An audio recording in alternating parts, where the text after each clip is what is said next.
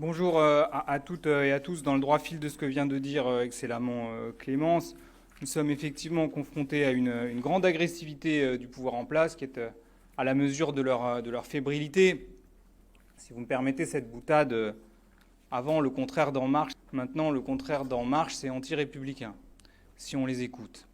La réalité, c'est que le chaos, c'est eux, et que c'est eux qui sont responsables de la situation du pays qui est aujourd'hui à feu et à sang. Et nous nous retrouvons dans une situation un peu absurde où ceux-là même qui sont à l'origine du chaos demandent maintenant au peuple de leur attribuer, de leur accorder la confiance parce qu'ils sont supposément capables de garantir la stabilité. Tout ça est évidemment absurde.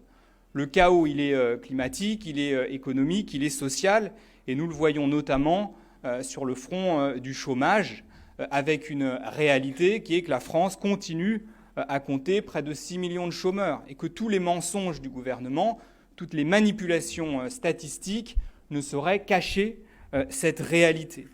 Et cette manipulation, elle se voit très clairement à travers les chiffres, puisque, par exemple, sur un an, les radiations administratives sont en hausse de 41%. Donc très concrètement, le gouvernement a viré des statistiques du chômage des dizaines de milliers de personnes afin de faire reculer les chiffres du chômage de manière totalement artificielle. Et à ce sujet, puisqu'il est désormais dans cette campagne coutume de s'interpeller les uns les autres, je me permets cette interpellation.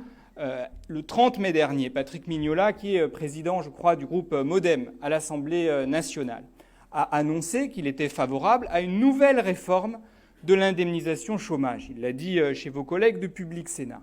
Et cette nouvelle réforme de l'indemnisation du chômage, nous a-t-il dit, visait à revoir encore une fois à la baisse l'indemnisation des privés d'emploi. Et donc, puisque Mme Borne doit parler à la télévision ce soir, je lui pose la question, puisqu'une fois de plus, elle a refusé le débat à Jean-Luc Mélenchon, je lui pose la question, est-ce que ce gouvernement, si jamais par malheur il était élu, compte à nouveau réduire l'indemnisation des chômeurs et semer un peu plus de chaos social dans un pays qui est déjà en fort mauvais état?